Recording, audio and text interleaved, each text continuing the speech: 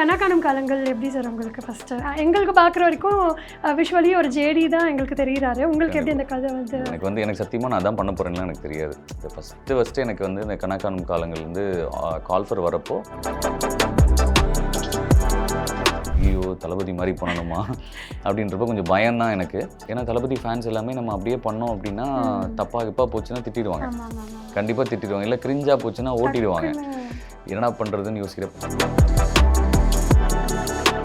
இந்த ஜீவான்ற ரோல் கொடுக்குறப்போ நான் ரெஃபரன்ஸ்லாம் நான் தேடிக்கிட்டே இருந்தப்போ என்னோட அசிஸ்டன்ட் வந்து சார் நீங்கள் வந்து இந்த லுலுசபா ஜீவா சார் வந்து பண்ணதை நீங்கள் பார்த்துருக்கீங்களா சார், அவர் ஜீவான்ற சார் பேர்லேயே தான் சார் வந்திருப்பார் அப்படின்னு பார்த்தேன். அப்படி இருந்தது. It's a fantastic actor. எனக்கு அதை பார்த்தோன்னே எனக்கு இங்கே மாஸ்டர் விஜய் சார், சமுத்திரக்கனி, அப்புறம் நம்ம ஒரு கமல் சார்லாம் பார்க்குறப்போ அப்புறம் உதய மாஸ்டரோட ஒரு படம் ஒன்று நான் நடிச்சிருந்தேன். இன் பிட்வீன் வந்து நான் இந்த மாதிரி ஒரு ஆல்பம் பண்ணியிருக்கேன் மாஸ்டர் அப்படின்னு சொல்லுவோம். அப்படியா எடுத்துகிட்டு வாங்களேன் பார்க்கலாம் அப்படின்னாரு. ஓகே எல்லாம் பார்த்துட்டு ஓகே சூப்பர் நல்லா இருக்கு அவங்க நல்லா இருக்காங்க, நல்லா பண்ணியிருக்காங்க, சூப்பர் அப்படின்னாரு. பக்கத்தில் என்கிட்ட வந்துட்டு நெக்ஸ்ட் டைம் வந்து ஒழுங்காக ஆடணுன்னு நல்லா ஆடணும்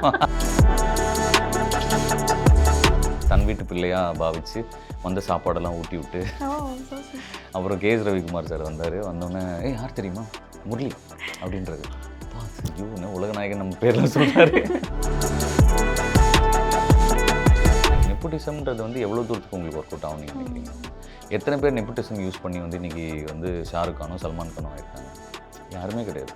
அவங்க அப்பா பெரிய டைரக்டர்ன்றனால அவர் ஒரு படம் தான் நடிக்க முடியும், 2 படம் நடிக்க முடியும், 3 படம் நடிக்க முடியும். திறமை இல்லைன்னா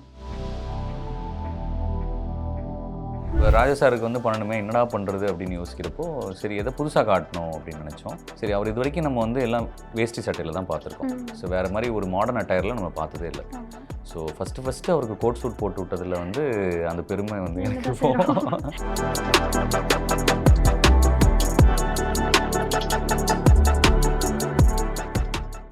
சமீபத்தில் யங்ஸ்டர்ஸ் கிட்ட ரொம்ப பிரபலமாக இருக்க கனா காணும் காலங்கள் சீரியல் சீசன் 3. அதாவது எத்தனை சீசன் எடுத்தாலும் நம்ம இதை பார்த்துட்டே இருக்கலாம். அந்த சீரியலில் ஜீவா சாராக இருக்க முரளி கிட்ட தான் நம்ம பேச போகிறோம். வணக்கம் சார். வணக்கம். ஃபர்ஸ்ட் எனக்கு கிளியர் பண்ணுங்கள், முரளி ராதாகிருஷ்ணனா, முரளி ராமா, இல்லை முரளி கிருஷ்ணனா, என்ன சார் கூப்பிடுறது உங்களை? நான் முரளினே கூப்பிடுங்க. ராதாகிருஷ்ணன் வந்து எங்கள் அப்பா. ஓகே. ஸோ அதனால் எங்கே தேடினாலும் அவரை தாண்டி நம்ம போக முடியாது, அவரை மாற்றவும் முடியாது. அதனால் முரளி ராதாகிருஷ்ணன். ஓகே. ஸோ விஷயம் தெரியாதவங்க கிட்ட நம்ம என்ன வேணால் பண்ணிடலாம், விஷயம் தெரிஞ்சவங்க கிட்ட நம்ம கொஞ்சம் கேர்ஃபுல்லாக இருக்கணும். அந்த மாதிரி தான் எனக்கு இந்த இன்டர்வியூ. ஸோ நான் என்னென்ன மழுப்புறேன், என்னென்ன எங்கெங்கே லேக் ஆகிறேன்றதை கரெக்டாக கண்டுபிடிச்சிருவாரு. கனா காணும் காலங்கள் எப்படி சார் உங்களுக்கு ஃபஸ்ட்டு? அது எப்படி போயிட்டுருக்கு?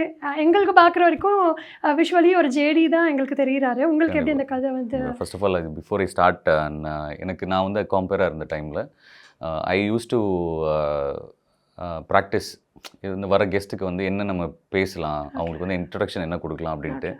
It's nice introduction for me. நான் வந்து எல்லாத்துக்கும் யோசித்து எழுதுவேன், உட்காந்து எழுதி பார்ப்பேன் நான். அது விக்ரம் சாராக இருந்தாலும், கமல் சாராக இருந்தாலும், விஜய் சாராக இருந்தாலும் உட்காந்து எழுதி பழக்கம் இருக்குது எனக்கு. ஸோ நல்ல இன்ட்ரடக்ஷன், தேங்க்யூ அதுக்கு ஃபர்ஸ்ட் ஆஃப் ஆல். இது ஆக்சுவலி நான் நிறைய எழுதினேன் உங்களை பற்றி.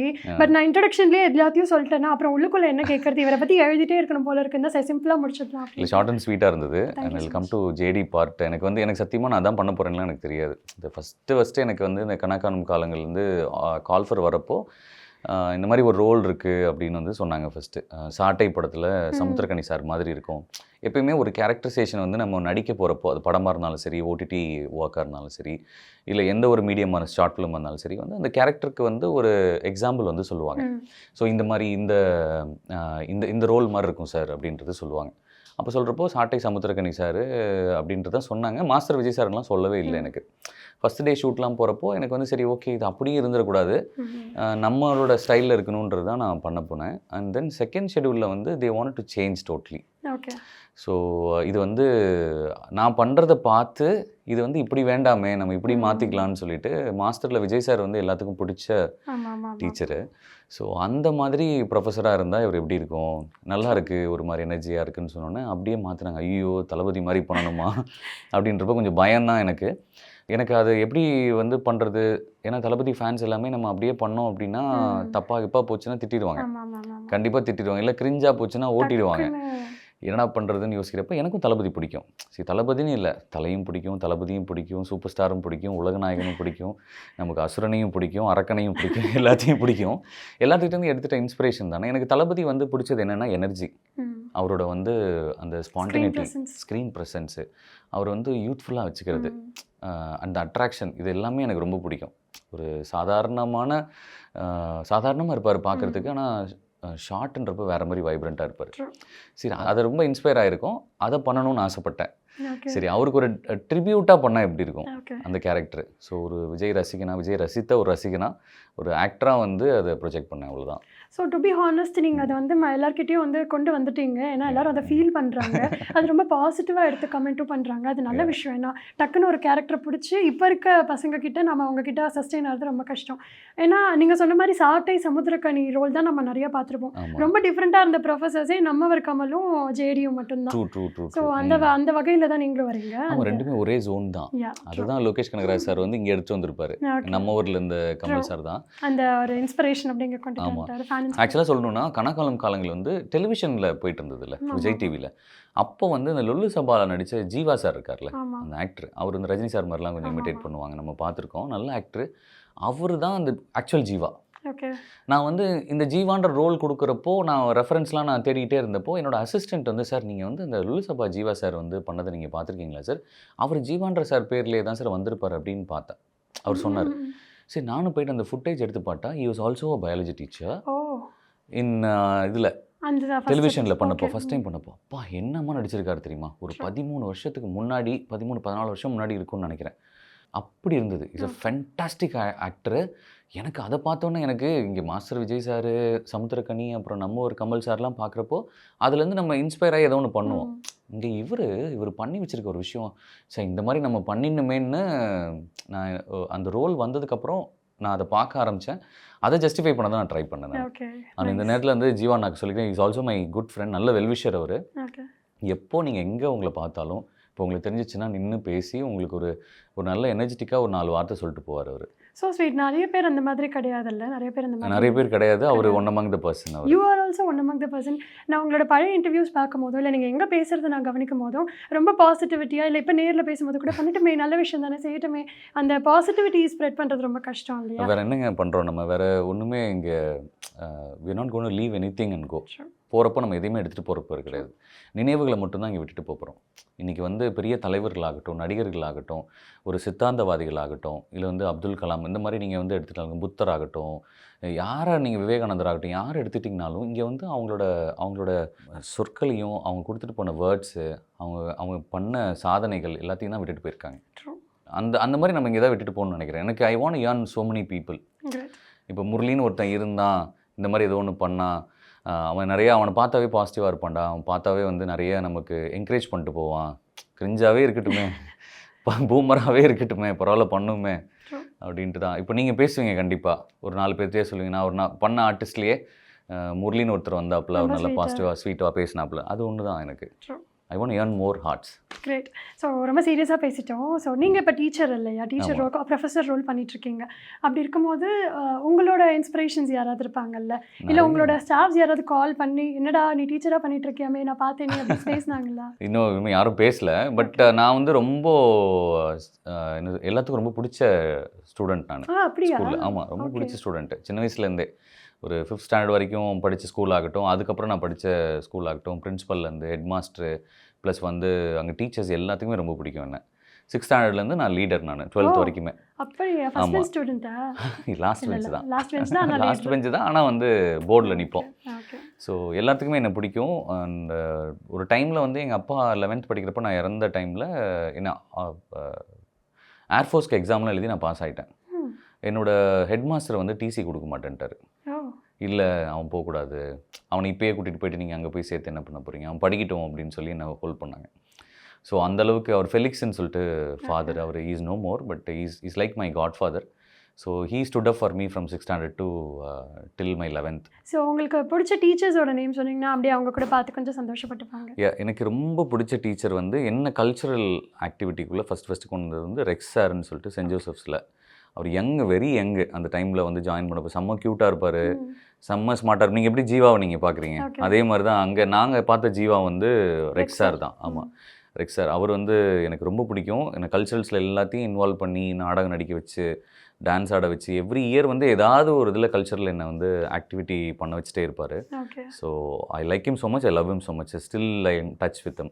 ஓகே. வேற யாராவது இருக்காங்களா? என்னோட ஃப்ரெண்ட்ஸ் வந்து பேசுவானுங்க, ஏய் நல்லா இருக்குடா, சூப்பராக இருக்குடா அப்படின்னா. ஒரு சில ஃப்ரெண்ட்ஸ் வந்து என்கிட்ட ஓகே. நீ டீச்சரா முடியலடா கண்டிப்பா இருக்கும்ல. அப்படின்ட்டு. ஓகே. ஆனால் நான் கோவப்படுறப்போ எனக்கு பிடிச்சி எனக்கு கால் பண்ணி சொன்னாங்க. நான் வந்து கோவப்படுறது வந்து அப்படியே நீ சின்ன வயசில் கிளாஸ் லீடராக இருக்கிறப்போ நான் என்ன பண்ணுவேன்னா, யாரை எப்போ மாட்டி விடுவேனே தெரியாது. இந்த முட்டை ப்ளஸ் ப்ளஸ் ப்ளஸ் எல்லாம் ஏவி போட்டு ஸ்கொயர் இதெல்லாம் போட்டுவிட்டு திடீர்னு அழிச்சிருவேன். சார் என்ட்ரு ஆகிறப்போ திடீர்னு வந்து அப்படியே விட்டுட்டு வந்துடுவேன். செம்மடி வாங்க வச்சிருவேன். யாரா இவன்? அதே மாதிரி கிளாஸில் யாராவது தப்பு பண்ணால் வந்து அதை கரெக்டாக போய் தட்டி கேட்குறது எல்லாமே பண்ணுவேன். அந்த மூமெண்ட்டை வந்து எல்லாரும் என்ஜாய் பண்ணாங்கன்னாங்க.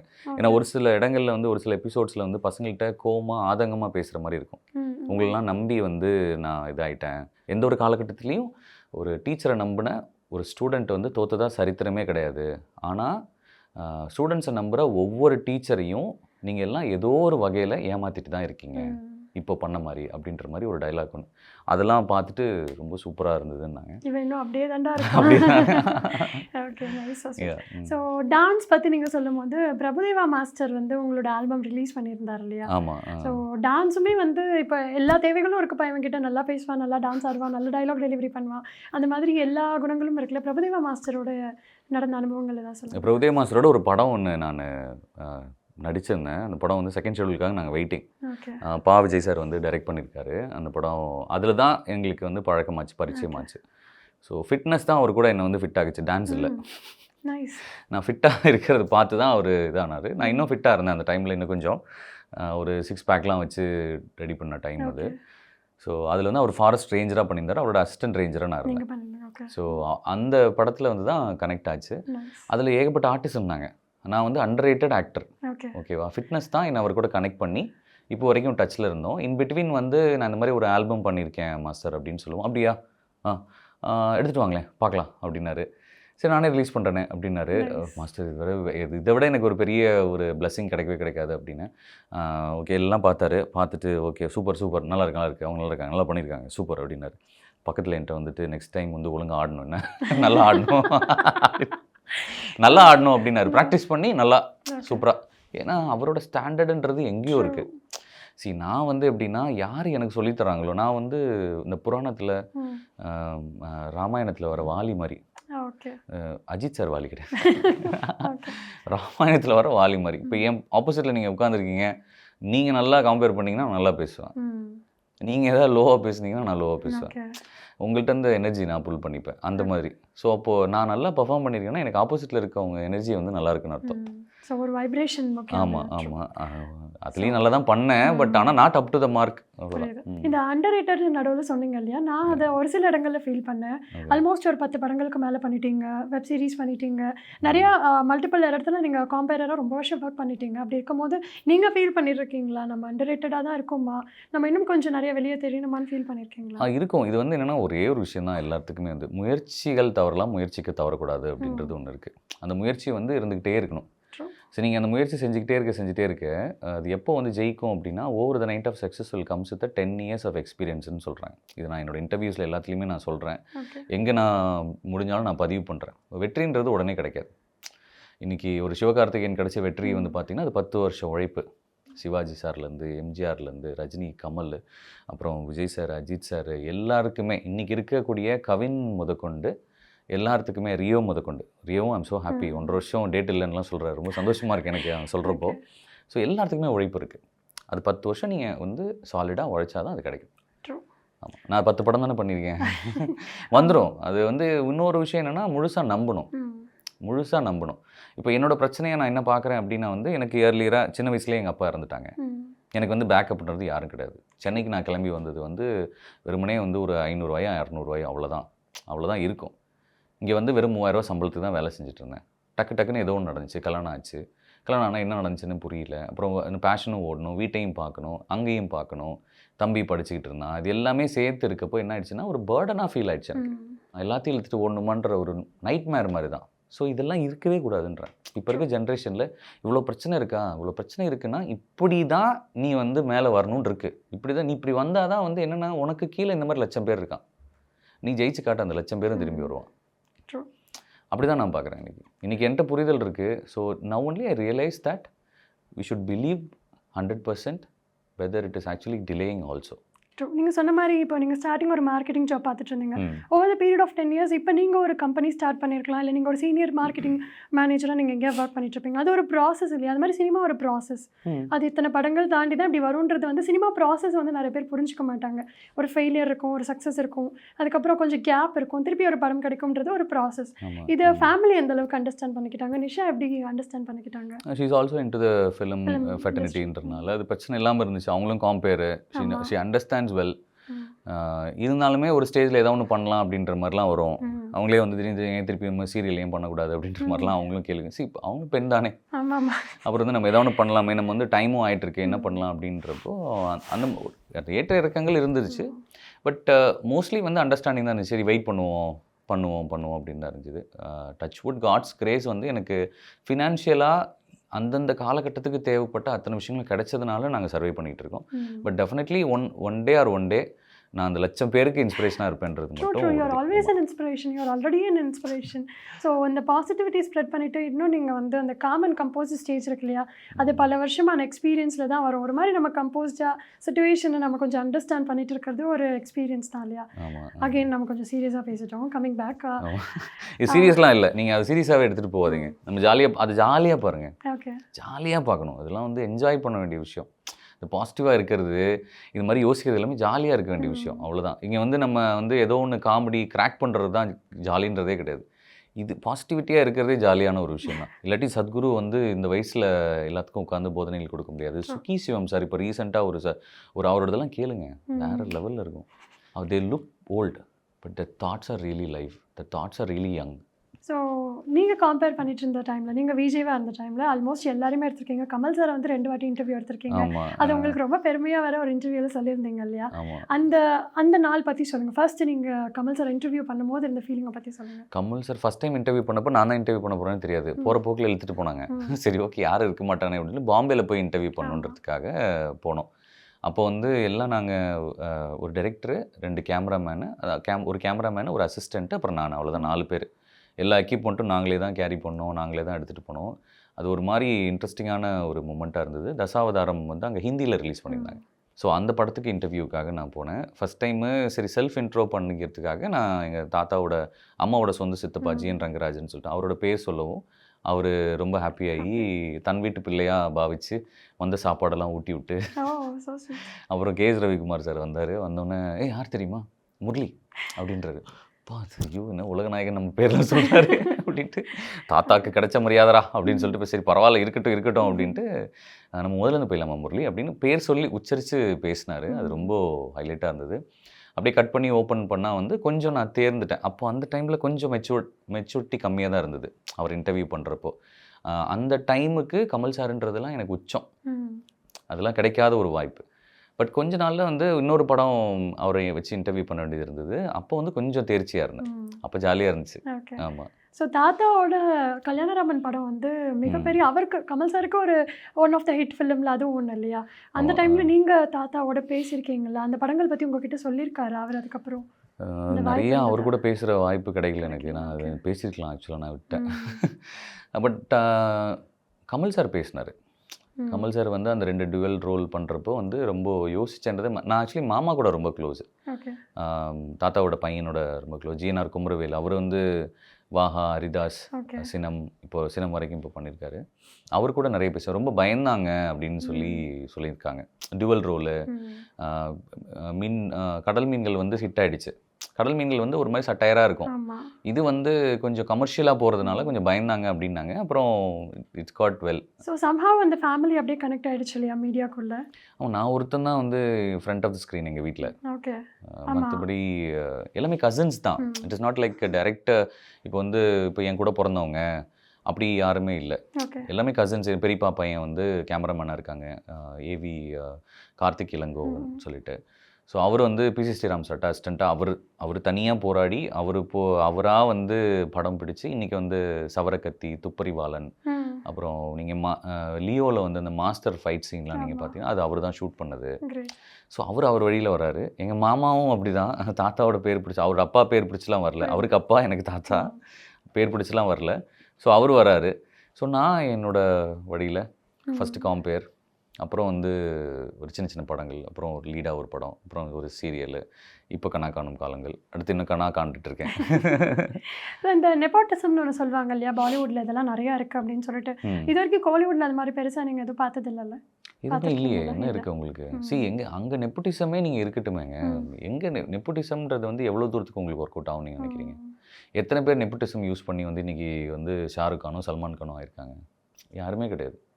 இன்றைக்கி ரித்திக் ரோஷன் ஆயிருக்காரு அப்படின்னா வந்து அதுக்கு காரணம் வந்து அவர் is performing well, is dedicated, is doing it. அவங்க அப்பா பெரிய டைரக்டர்ன்றனால அவர் ஒரு படம் தான் நடிக்க முடியும், 2 படம் நடிக்க முடியும், 3 படம் நடிக்க முடியும். திறமை இல்லைன்னா வர முடியாதுல்ல. இன்றைக்கி விஜய் சார் வந்து ஃபஸ்ட்டு ஒரு 6 படங்கள் அவங்க அப்பா சப்போர்ட் பண்ணாங்களோ, இல்லை 3 படம் 4 படம் சப்போர்ட் பண்ணாங்களோ, ஓகே.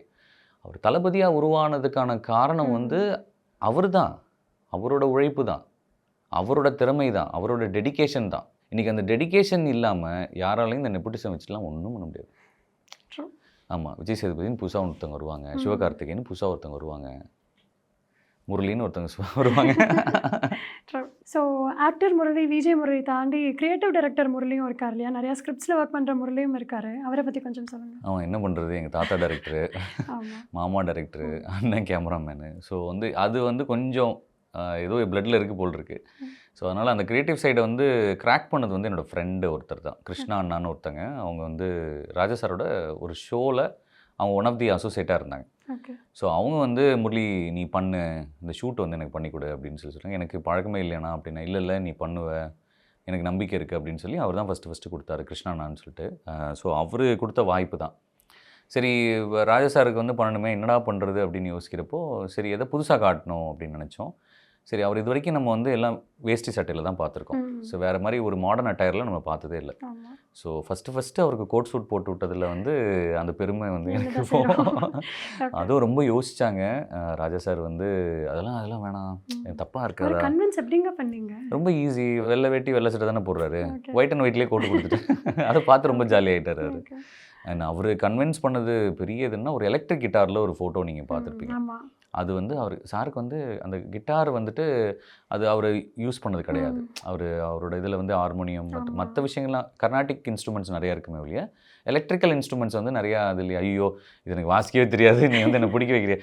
இல்லை போஸ்க்கு தான், கொஞ்சம் நல்லாயிருக்கும், நீங்கள் அழகாக இருப்பீங்க அப்படின்னு சொல்லிட்டு நான் போஸ்ட் பண்ணி காட்டி அப்புறம் ஒரு ஃபோட்டோ எடுக்கிறேன், உங்களுக்கு பிடிக்கலன்னா நாங்கள் வந்து அதை அப்படியே டெலிட் பண்ணிடுவோம் அப்படின்னு. அதை பார்த்துட்டு வந்து நல்லா இருக்கே அப்படின்னு சொன்னார். இது கூட நல்லா இருக்கே. ஆமாம், அவர் வந்து செம்ம ஸ்வீட்டுங்க. நம்ம பார்க்குற ஒரு சில ஒரு கோணங்களை நம்ம காட்டுறாங்க, அவர் கோவக்காரரு பண்ணுறாரு, ஒரு குழந்தை அவருக்கு இருக்க மாதிரி ஒரு ஃபோட்டோகிராஃபி நாலேஜ் வந்து யாருக்குமே கிடையாது. அவர் ஒரு 5D மார்க் 5D வாங்கி வச்சுருக்காரு அந்த டைமில், அதில் ஃபோட்டோ எடுக்க சொன்னார். ஆமாம், வெங்கட்ராமன் தான் அந்த ஷூட் பண்ணது. ஸோ அந்த அவரே ஃபோட்டோ வாங்கி வச்சு அவரே எடுத்தார். பியூட்டிஃபுல்லாக இருந்தது. அவர் கூட இருந்த ஜேர்னி வந்து 2 கான்செப்ட் வந்து அவர் கூட ஒர்க் பண்ணேன். ஸோ 2மே பெரிய பிளெஸ்ஸிங் எனக்கு. ஓகே. ஸோ எல்லா படங்களும் வந்து ஸ்கிரிப்டை நீங்கள் வந்து ஒரு கட்டத்துக்கு மேலே ரொம்ப பார்க்க ஆரம்பிச்சிட்டிங்கன்னு நினைக்கிறேன். அதுவும் பிளான் பி திட்டம் 2 வந்து ஒரு எக்ஸலண்ட்டான ஸ்கிரிப்ட். ஸோ அந்த படம் நீங்கள் சூஸ் பண்ணது எப்படி, அதில் எப்படி ஒர்க் பண்ண ஸ்டார்ட் பண்ணீங்க? ஒரு டைம் வந்து விக்னேஷ் கார்த்திக் நான் கால் பண்ணி இந்த மாதிரி ப்ரோ நான் இந்த மாதிரி பண்ணுன்னு இருக்கேன் அப்படின்னு சொல்கிறப்போ, ப்ரோ உங்களுக்கு ஒரு செம்ம ரோல் ஒன்று இருக்குது, நீங்கள் அது நீங்கள் பண்ணுறீங்களா, நீங்கள் சொல்லுங்கள் அப்படின்னாரு. நீ நேரில் வாங்க பேசலாம் அப்படின்னு சொல்லிட்டு கூப்பிட்டு தான் அந்த மாதிரி ஒரு போலீஸ் ரோல் ஒன்று இருக்குது அப்படின்னோடனே அப்படியே யோசிச்சேன், என்னடா அது போலீஸா அப்படின்ட்டு. இல்லை ப்ரோ வித்தியாசமாக இருக்கும் அப்படின்னாரு. அண்டு நான் நம்பவே இல்லை ஆக்சுவலாக. அந்த படத்தில் அவர் சொன்னது ஒரு ஒன்லைனை தான் சொன்னார். ஐஸ்வர்ராஜ் கூடயே நீங்கள் ட்ராவல் ஆவீங்க ப்ரோ, நல்லாயிருக்கும், நீங்கள் வந்து பண்ணுங்க அப்படின்றது தான் சொன்னார். அது இவ்வளோ பெரிய ரோல்ன்றது வந்து படம் பார்க்குறப்ப தான் எனக்கு தெரிஞ்சது. அந்த படத்துலேயே வந்து நல்லவங்கன்னா நாங்களும் ஐஸ்வர்ராஜ் மட்டும்தான், மற்றவங்க எல்லாமே ஏதோ ஒரு தப்பு பண்ணிட்டே இருப்பாங்க. ஆமாம். அண்ட் கார்த்திக் நாராயண் மூவி வந்து அதுலேயுமே உங்களுக்கு வந்து ஒரு நல்ல ரோல் இல்லையா? ஆமாம், அந்த படத்தை பற்றி சொல்லுங்கள். கார்த்திக் நாராயண் சார் வந்து அதுவும் செம்ம மூமெண்ட். அது ஆக்சுவலாக எப்படி சொல்கிறது அப்படின்னா, நம்ம சாப்பிட்ற சாப்பாட்டில் பேர் எழுதியிருக்குன்னு சொல்லுவாங்கன்னு கேள்விப்பட்டிருக்கீங்களா? அதே மாதிரி தான் ப்ராஜெக்ட்லேயும் எழுதியிருக்குன்றது நான் நம்புகிறேன். ஏன்னா அந்த ப்ராஜெக்ட்டுக்கு அப்ரோச் பண்ணுறப்போ வந்து அண்ணா வந்து தான் சொன்னாங்க. நான் கேமராமேன் கார்த்திக் இளங்கோன்னு சொன்னேன் இல்லையா, அவர் வந்து கிளாஷ் பண்ணியிருந்தார் மாறன் அப்போ. சரி, அந்த இதில் தான் ரெஃபரன்ஸ் எடுத்து நம்ம ட்ரை பண்ணால் கடைசியில் கேரக்டர் இல்லை, முடிஞ்சிருச்சு அப்படின்னு சொன்னாங்க. ஆல் ஆஃப் த சடன் எனக்கு ஒரு நாள் ஒரு கால் ஒன்று வருது. கால் வந்து அது ஜனவரி 1. ஸோ கால் வந்தப்போ அவங்க வந்து என்கிட்ட சொல்கிறாங்க, இந்த மாதிரி ஒரு கேரக்டர் இருக்குது, நீங்கள் பண்ணுறீங்களா அப்படின்ட்டு. வேறு ஒருத்தர் ஆக்சுவலி சூஸ் பண்ணி வச்சுருந்தோம், அவர் பண்ண முடியாத சூழ்நிலை, நீங்கள் பண்ணுறீங்களான்னா நம்ம தான் வெயிட் பண்ணிட்டு தானே இருக்கோம், ஓகே அப்படின்னு சொல்லியாச்சு. ஓகே. ஸோ நியூ இயர் அதுமா ஒரு நல்ல நியூஸ் அன்னைக்கு. ஆமாம், ஒருத்தர் இல்லை அது பாருங்கள், அந்த ப்ராஜெக்ட் நம்ம பண்ணணும்னு இருக்குது. ஸோ அதனால் வந்து ஒன்று கிடைக்குது கிடைக்கலன்றதை பற்றி நம்ம எப்பயுமே கவலைப்படக்கூடாது. அதை ட்ரை மட்டும் பண்ணிட்டே இருந்தால் போதும். நான் என்ன சொன்னேன்னா, அவர் என்கிட்ட ஃபஸ்ட் டைம் அந்த கோ டைரக்டர் சொல்கிறப்போ வந்து சிவான்னு சொல்லிட்டு அவர் என்கிட்ட சொல்கிறப்போ, ப்ரோ இது மாதிரி முடிஞ்சிச்சு ப்ரோ, பரவாயில்ல ப்ரோ உங்கள் நட்பு கிடச்சதில்ல அப்படின்னு நான். ஸோ அவர் மைண்டில் வச்சுருந்தாரு, ஜஸ்ட் த்ரூட் மீ அப். யாருக்கு எப்போ எப்படி வாய்ப்பு கிடைக்கும்ன்றது தெரியாது இல்லையா? ஆமாம், நம்ம வாய்ப்பு நம்மளுக்கு கண்டிப்பாக கிடைக்கும். நம்ம அதில் அதனால் ஏதோ ஒரையும் பண்ண வேணாம். ஒரு 10 ஆடிஷன் போவோம். இது எல்லாமே வந்து இந்த ஆடிஷனுக்கு இப்போ போகிறாங்களே, நான் இவ்வளோ இறங்கிட்டேன் எனக்கு கிடைக்க மாட்டேங்குது, உனக்குன்றது கண்டிப்பாக உனக்கு கிடைக்கும். அது யார் தடுத்தாலுமே கிடைக்கும். இப்போ எனக்கு என்னோடது அதான், நான் அப்படி தான் பார்க்குறேன். நான் இப்போது கிரேட் எக்ஸாம்பிளாக பார்க்குறேன். இப்போ அந்த கேரக்டர் வந்து அவர் ஏன் போகணுன்னு இருக்குது, நான் பண்ணணுன்னு இருக்குது இல்லையா? அவரே பண்ணியிருக்கலாம். அப்புறம் அவர் ஆக்சுவலி வந்து பண்ணார் ஒரு கேரக்டர். ஓகே. ஒரு சின்ன ரோலாக இருந்தாலும் வந்து பண்ணார். ஓகே. ஒரு போலீஸ் ரோல் வந்து பண்ணார். அவர் போலீஸ் வேணான்னு சொன்னார். ஆனால் போலீஸ் தான் அவருக்கு அமைஞ்சது. அதான் அவருக்கு அமையணும்னு இருந்திருக்கு. அதுதான் அவர் அந்த படத்தில் பண்ணணும்னு இருந்திருக்கு. நான் தான் இது பண்ணணும்னு இருந்திருக்கு. அதர்வா தான் அதில் ஹீரோவாக பண்ணணும்னு இருந்திருக்கு. சரத்குமார் சார் தான் இந்த ரோல் பண்ணணும்னு இருந்திருக்கு. ரகுமான் சார் தான் இந்த ரோல் பண்ணணும்னு இருந்திருக்கு. ஸோ அதெல்லாம் அவங்கவுங்களோடது. அது கண்டிப்பாக நமக்கு வரும். ஸோ இப்போ நீங்கள் நிறைய ரோல்ஸ் பண்ணிட்டீங்க. இது வரைக்குமே வந்து ஒரு மல்டிபிள் வெர்சடைல் ரோல்ஸ் பண்ணியிருக்கீங்க. இதுக்கப்புறம் எக்ஸ்பெக்டேஷன்ஸ் ஏதாவது இருக்கா, நம்ம எந்த மாதிரி ஒரு கேரக்டர் பண்ணால் நல்லா இருக்குமே அப்படின்ட்டு? ஒன்றுமே இல்லைங்க. அது வந்து 100 படம் பண்ணவங்கள்ட்டே நீங்கள் கேட்டிங்கனாலும் இதே தான் பதில் சொல்லுவாங்க. ஒன்றுமே கிடையாது. த ஸ்கிரிப்ட் டிமாண்ட்ஸ் சம்திங், அவ்வளோதான். இப்போ வந்து நான் தேடி போகிற இடத்துல இருக்கேன். நான் சூஸ் பண்ணுற டைம் வரப்பையும் வந்து நான் அது வர்றது எது இன்ட்ரெஸ்டிங்காக இருக்கோ அதுதான் வந்து பிக் பண்ணுவேன், நான் நம்புகிறேன், அவ்வளோதான். ஆனால் நீங்கள் ஏதாவது ஒரு ஸ்ட்ராட்டஜி மாதிரி ஏதாவது வச்சுருக்கீங்களா? இதே படி போடலாம், இந்த படி போனால் ஒர்க் அவுட் ஆகும், இல்லை யங்ஸ்டர்ஸ் ரீச் பண்ணுற மாதிரி படம் கதைகள்லாம் பண்ணணும் அந்த மாதிரி, இல்லை கமர்ஷியலாக தேடணும் அப்படி ஏதாவது ஐடியா? ஆமாம், நெக்ஸ்ட் டோர் பாய் ஸ்கிரிப்டாக இருக்கணுன்றது எனக்கு ஆசை. எப்பயுமே ஒரு யதார்த்தத்தை தழுவின படமாக இருந்துச்சுன்னா அதோடு அட்டாச் பண்ணோன்னாவே போதுன்றது தான் நான் நம்புகிறேன். இப்போ அதுக்கு பெரிய கிரேட் எக்ஸாம்பிள் வந்து நீங்கள் பார்த்தீங்கன்னா ரப்பர் பந்து, குட் நைட் படம். ஸோ இந்த மாதிரியான படங்கள் வந்து போய் அழகாக போய் க்ளோஸாக கனெக்ட் ஆகுது. குடிகாரன் ஒரு படம், இப்போ குடும்பஸ்தன் வந்து பயங்கரமாக ஓடிட்டுருக்குன்றாங்க. ஸோ அந்த மாதிரி close to the reality film வந்து பண்ணணும்னு ஆசையாக இருக்குது எனக்கு. ஆமாம், ஒரு சில படம்லாம் பார்க்குறப்போ அப்படி இருக்கும். நம்மளுக்கு டாடா படம்லாம் பார்க்குறப்போ அப்படி இருந்துச்சு. ஸோ குடிகாரன் படம் பார்க்குறப்போ இந்த மாதிரிலாம் நம்மளால் பெர்ஃபார்ம் பண்ண முடியுமா? குரு சோமன் சுந்தரம் சார் வந்து அந்த கேரக்டரை நீங்கள் பார்த்தீங்கன்னா தெரியும், ஒரு இடத்துல அப்படியே ஸ்டன் ஆகி அப்படி உட்காந்துருப்பார், குடிக்கவும் செய்வார். அதே சமயத்தில் வந்து அவங்க ஒய்ஃப் அவங்களை விட்டுட்டு போயிட்டாங்க, குழந்தை எப்படி இருக்குது, நம்ம இப்படி இருக்கமே அப்படின்னு சொல்கிற ஒரு அந்த அந்த விரக்திக்கான உச்சம் இருக்குல்ல, அதெல்லாம் எப்படி காட்ட முடியுன்றதுலாம் தெரியல எனக்கு. அது எப்படி அவர் கன்சீல் பண்ணார், அதை எப்படி அவர் மைண்டில் எடுத்துக்கிட்டார், அதை எப்படி வெளில ரிஃப்ளெக்ட் பண்ணுறாரு, அதெல்லாம் ஆச்சரியமாக இருந்தது. அந்த மாதிரியான இன்டென்ஸாக ஒன்று பண்ணணும் அப்படின்னு இருக்குது, அவ்வளோதான். இந்த தியேட்டர் ஆர்டிஸ்ட் அந்த மாதிரிலாம் ஏதாவது ஃபாலோ பண்ணுற விஷயங்கள் இருக்கா? எனக்கு மைம் கோபி ஜி மைம் ஸ்டுடியோவில் வந்து I'm one of the student. அது பெருமையாகவே நான் சொல்லுவேன். மைம் கோபி அண்ணாவோட ஸ்டூடெண்ட் நான். மைம் கோபி அண்ணா he has a acting course வச்சுருக்காங்க. ஆக்டிங் வந்து ஒரு ஸ்டுடியோ ஒன்று இருக்குது. ஸோ ஜி மைம் ஸ்டுடியோன்ட்டு அங்கேருந்து வந்து நிறைய ஆக்டர்ஸ் இருக்காங்க.